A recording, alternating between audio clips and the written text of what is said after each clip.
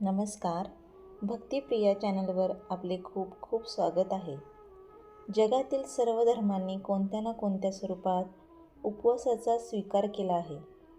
सनातन धर्मामध्ये प्रत्येक दिवस किंवा तिथी कोणत्या ना कोणत्या देव किंवा देवीला समर्पित केली जाते आणि त्याच आधारावर उपवास देखील पाळले जातात.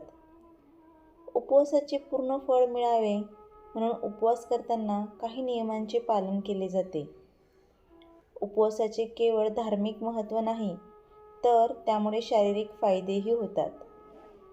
प्रत्येक धर्मात उपवासाच्या वेगवेगळ्या परंपरा आहेत.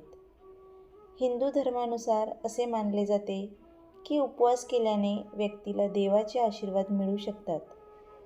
अशा परिस्थितीत हे जाणून घेणे देखील महत्त्वाचे आहे की कोणत्या कृतींमुळे तुमचा उपवास मोडू शकतो.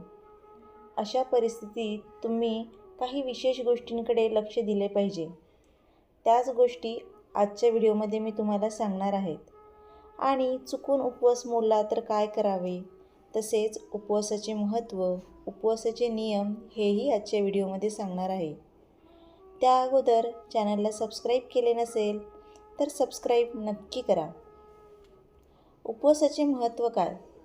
तर उपवास हे धार्मिक श्रद्धा, तपस्या आणि संयम यांचे प्रतीक मानले जाते.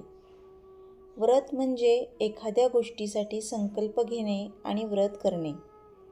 उपवासात तामसिक आणि जड अन्न खाऊ नये. उपवास म्हणजे पौर्णिमा, एकादशी, सोमवार, मंगळवार किंवा देवी देवतांना समर्पित केलेला कोणताही दिवस.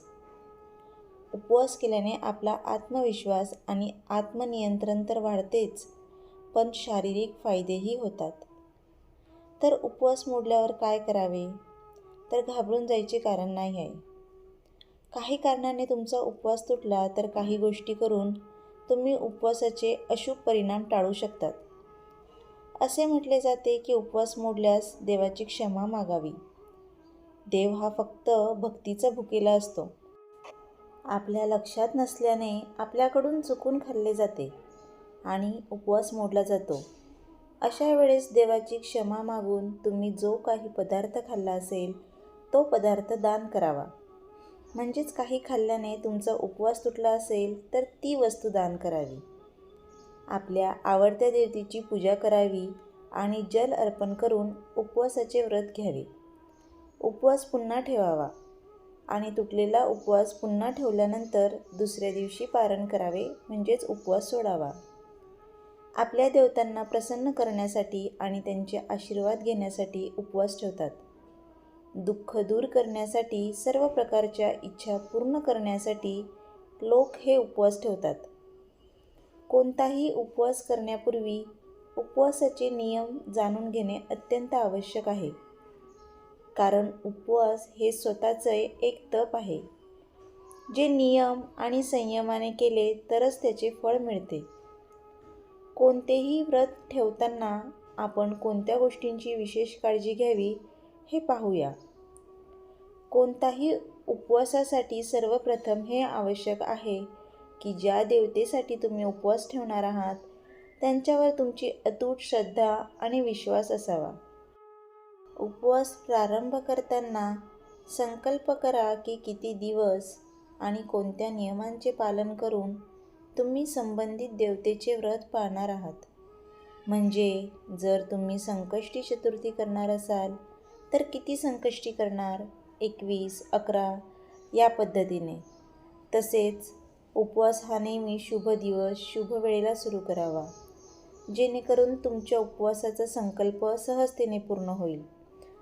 म्हणजेच जर तुम्ही संकष्ट चतुर्थी करणार असाल तर ती मंगळवारीच आलेली पाहिजे आणि तेव्हापासून तुम्ही 11 किंवा 21 चतुर्थीला सुरुवात करू शकतात.